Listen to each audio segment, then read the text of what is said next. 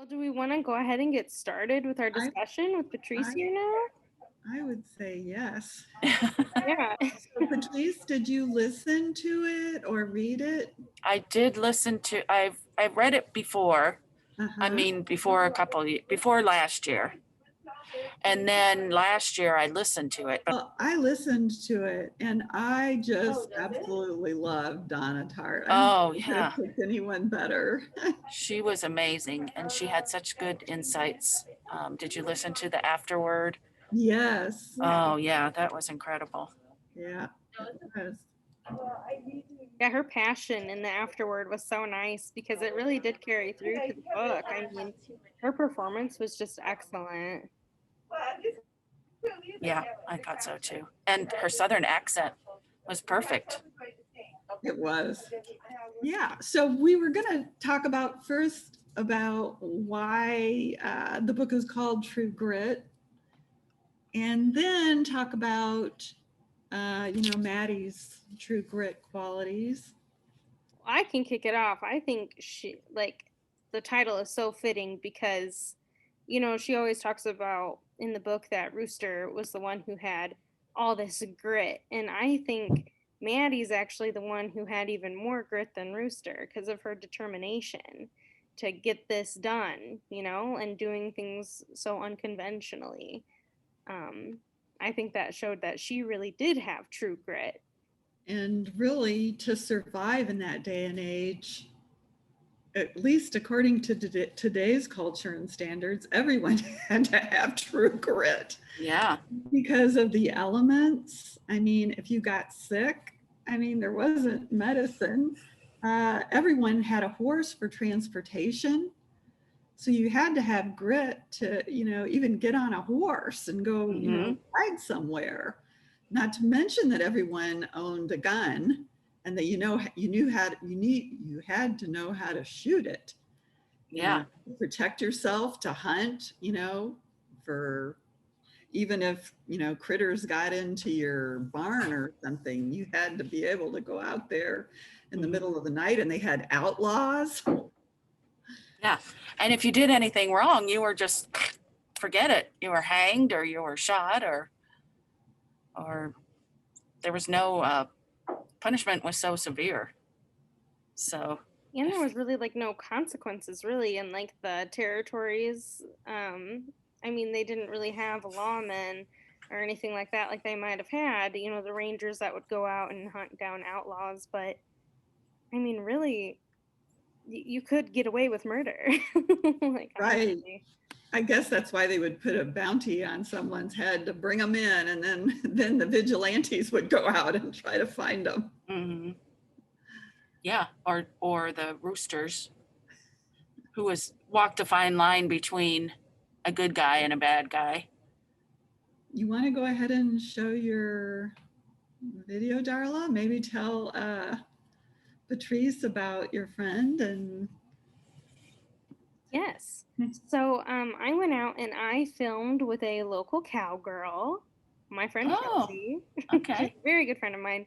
We've been friends since like freshman year of high school, I think. But she has been working on a farm for years. She grew up doing 4-H. So she's always been involved with horses, and now she actually works at a barn where she takes care of horses, but she also helps with goats, pigs. It's a variety of animals that she works with. So I'm going to show you this video. Hi, my name is Kelsey Koontz. I was in 4-H for 8 years and I showed horses. This is my horse, Cooper. He's a 11-year-old POA, which is Pony of America. And he used to be a show horse. We don't show him anymore. In the novel True Grit, Mattie is seen to be very strong. What qualities, as a modern day cowgirl, do you think represent strength? The qualities that I think it takes to be strong are dedication, hard work, physical strength, mental strength, especially when working with horses because they have a big personality. What kinds of things do you do to keep yourself safe with a horse? Does confidence come into play? What about strength that is physical or maybe not physical? To keep yourself safe with a horse, you need to be respectful of the animal and be respectful of the space around them, and where not to stand, and to always be alert at all times. And sometimes you have to get your butt handed to you by the horse to earn that respect. It takes physical strength because horses are strong, but it also takes mental strength because you can't be scared to work around them because they can sense that and they can make your lives harder. It takes a lot of dedication to take care of a horse. For example, when I was in high school, it was all I did. I would go to school, I would come home, I would go to the barn and be there for the rest of the evening. I cleaned stalls every day to pay my board. My mom worked a bunch of jobs for me to be able to show. That's really all that I did, and that took a lot of dedication on my part and motivation to do it. A horse is a huge responsibility. And would you say that it takes grit to care for them? Horses are big responsibilities, and it does take a lot of grit to work with them. For example, my horse had a lot of leg injuries after she went through a fence, and that took a lot of strength and grit to go there every day and to heal her and bring her back to where she needed to be. In true grit, Mattie has a fixation on money and is meticulous in keeping track of her expenses. Can you tell me what kinds of maintenance expenses you put into the upkeep of a horse? Well, they need feed, and that's expensive. They need shots a couple times a year. You need to have their hooves trimmed and shoed, which can be expensive. If you've got a horse that's prone to medical issues, that can be a whole other cost. My horse has foot issues, so he has to be on a special medicine. There's also room and board and show expenses if that's what you're doing, and barn maintenance and all that kind of stuff. And this is over the course of, up to 20 years of a horse's life, just depending on the horse and if it has medical issues. Thank you so much to Kelsey and Cooper for letting us peer into the life of a modern-day cowgirl. That was great, Darla. Yeah, Thank you. that was awesome. A beautiful horse. Yeah, so he's a pony of America, and he was just so sweet. But she actually hasn't shown him for years, or a few years. But he still was able to, and lunging is what it is called when they go around on the on the rope. Mm, It was really cool. yeah. And how he was going backwards. Yeah, I thought I didn't even know that horses could go backwards. Yeah. Like That was honestly. amazing. And I love the one that was rolling around in the dirt. Yes, yeah, he's the one. Currently he has some foot issues, so he Mhm. they have to be careful with him. But again, that's like all of that responsibility with the horses, and it just makes me think of little Blackie. Yes. Makes Yeah. me so sad, Hmm. Yeah. And more than just a way to get around. It's a live pet that you love. And they're So, expensive. So back then, if you had to really take care of them, because if you wore them out, like when, they were taking Mattie to get medical help at the end, hmm yeah. he died. So Yeah. did you have any favorite scenes in the book that you really liked?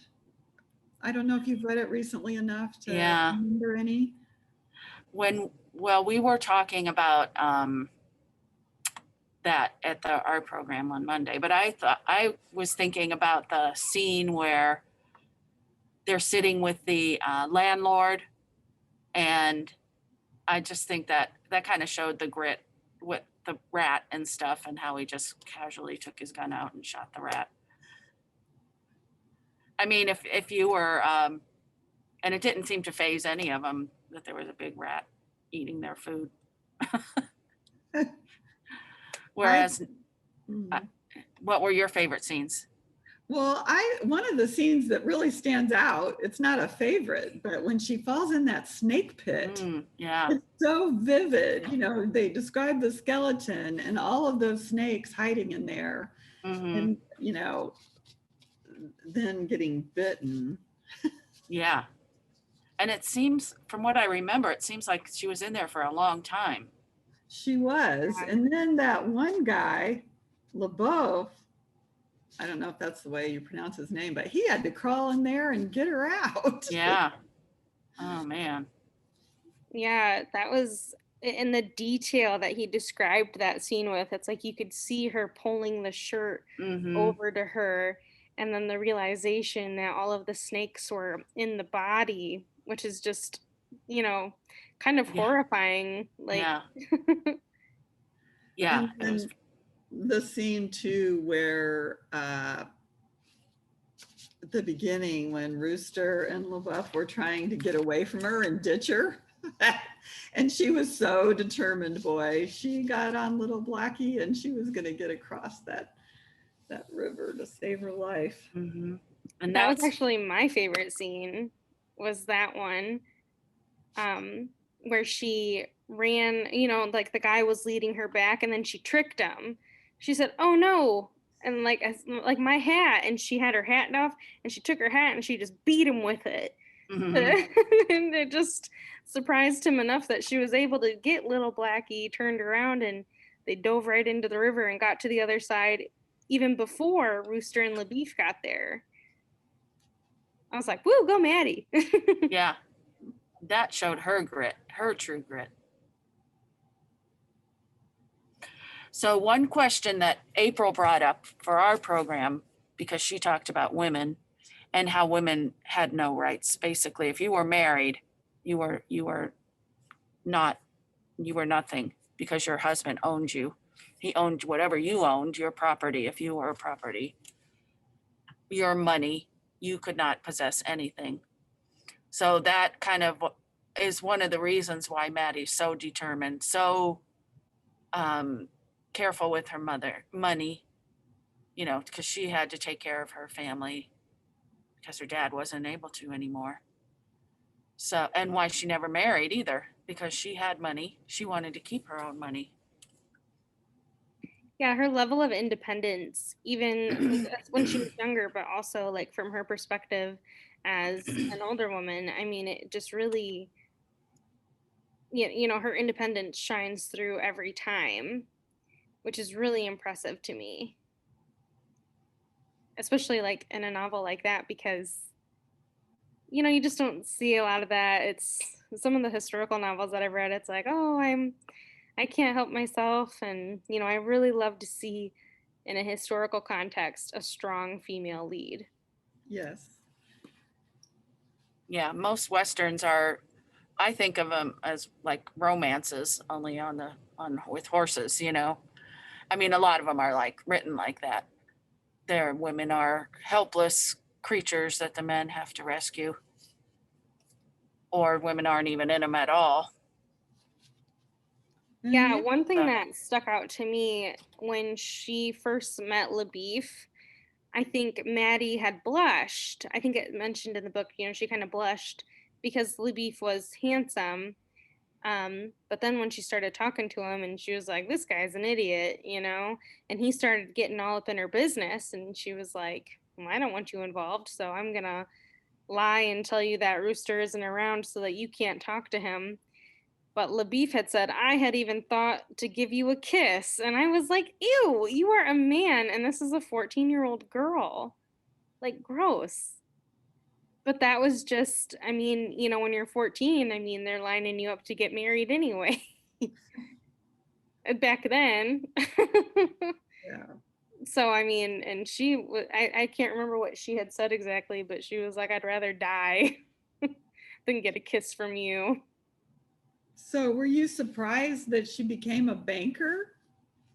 Or did you kind of expect that from her personality? I forgot about that part. I mean, I don't know, could women even be bankers back then? I guess they could.